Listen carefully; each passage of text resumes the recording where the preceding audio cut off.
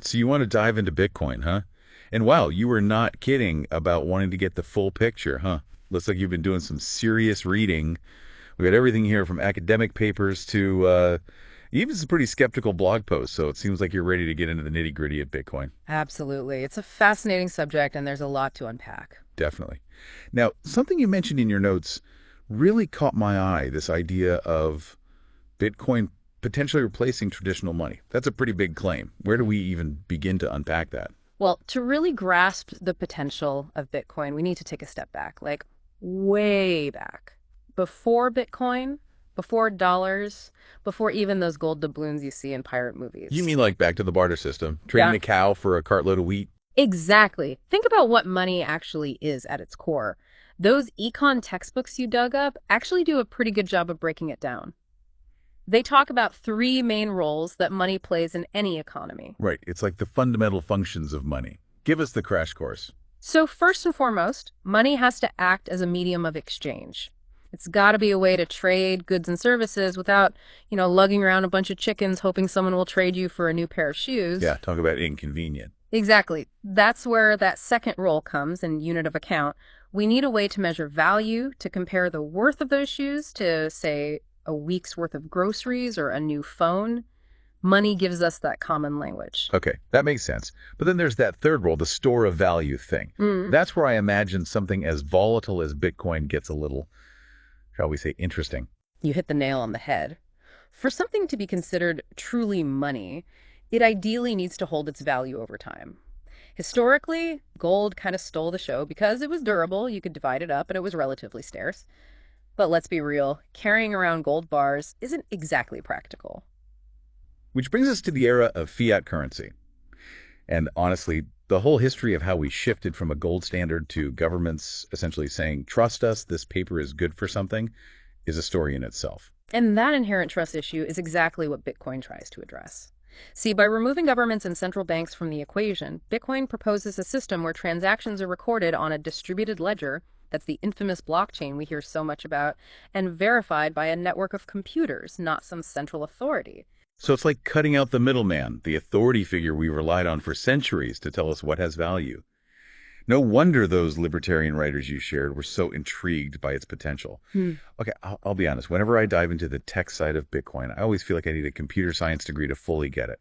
But one of those blog posts you shared, it had this cool analogy about blockchain being like a digital jigsaw puzzle. Ah, yeah, that's a good one. It really helps to visualize how it all connects.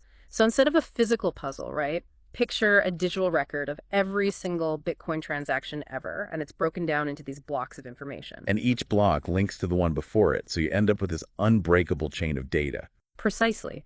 And once a block gets added to that chain, it's virtually impossible to change.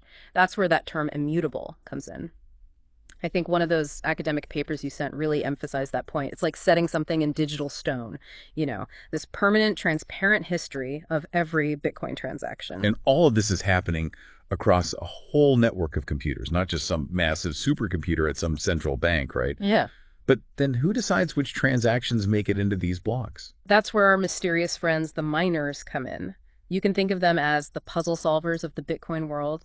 They use their computing power to verify transactions and add them to the blockchain. So instead of mining picks and hard hats, they're using algorithms and processing power. You got it. They're basically solving super complex math problems to keep the whole network secure. And here's the catch. The first miner to crack the code, they get rewarded. New Bitcoins, plus any transaction fees that were part of that block. Ah, so that's how new Bitcoins come into existence. But what about this whole thing I keep hearing about the environmental impact of all this computing power? Mm-hmm. There was even an article that compared Bitcoin mining to the energy consumption of, like, a small country. Yeah, that's a very valid concern. And it's a really big point of debate, even within the Bitcoin community itself. See, the process of mining, especially as more and more miners join the network and those math problems get even harder, it uses a ton of energy. Which makes me think it's got to raise some questions about the long-term sustainability of Bitcoin, especially with climate change becoming more and more of a concern.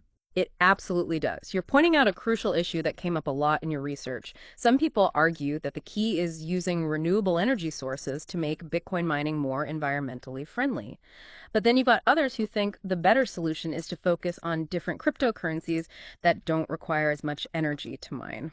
So it's kind of this balancing act between the potential benefits of Bitcoin and the potential costs to the environment. Exactly. It's a debate that definitely won't be settled anytime soon. But this whole thing about limited resources, it actually ties into one of the core features of Bitcoin that makes it so unique, its fixed supply. Remember those economic theories you were curious about? You mean like the ideas about scarcity and value? Tell me more. Okay, so we've talked about what money is, how Bitcoin tries to redefine it with this whole blockchain thing. But you've also brought up some really important questions about the potential downsides too, like that whole limited supply issue. Yeah, it's a funny thing, isn't it? Bitcoin supporters will tell you that its fixed supply, capped at 21 million coins, it's like a digital gold, a protection against inflation.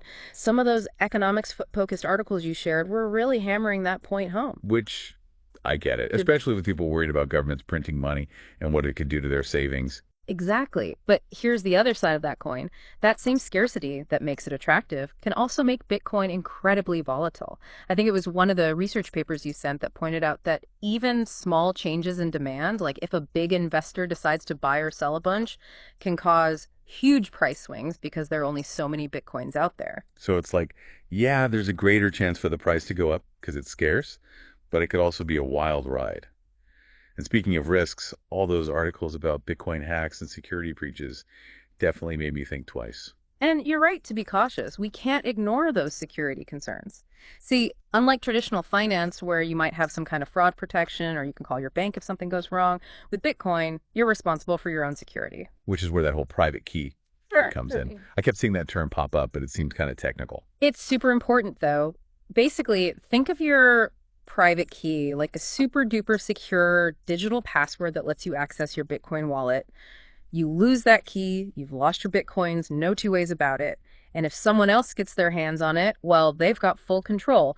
That's why all those articles were stressing things like secure storage solutions. Makes sense. It's like that saying, not your keys, not your coins. Yeah. So yeah, the decentralized aspect is cool, but it definitely puts more responsibility on the individual. 100%. And that responsibility means you really need to understand the tech, the risks, all of it, before you even think about diving into the Bitcoin world. It's a lot to take in. But even with everything we've covered, the good, the bad, the potentially revolutionary potential, there's still this big question. Are everyday people actually going to use Bitcoin? Or is it going to stay something for techies and investors? That's the million-dollar question, right? Or, considering Bitcoin's price right now, maybe the $69,000 question.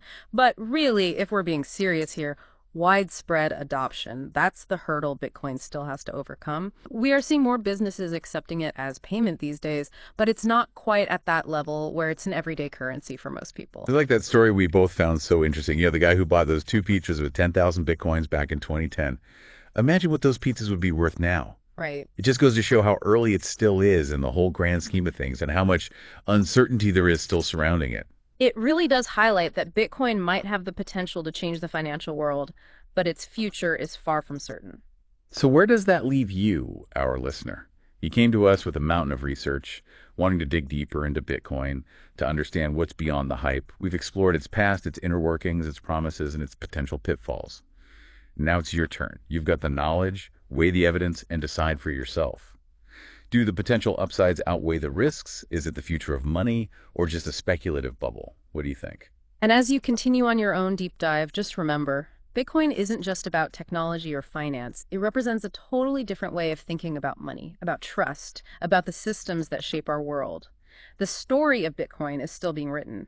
Whether it ends up a footnote in history or a chapter that changes everything, well, only time will tell.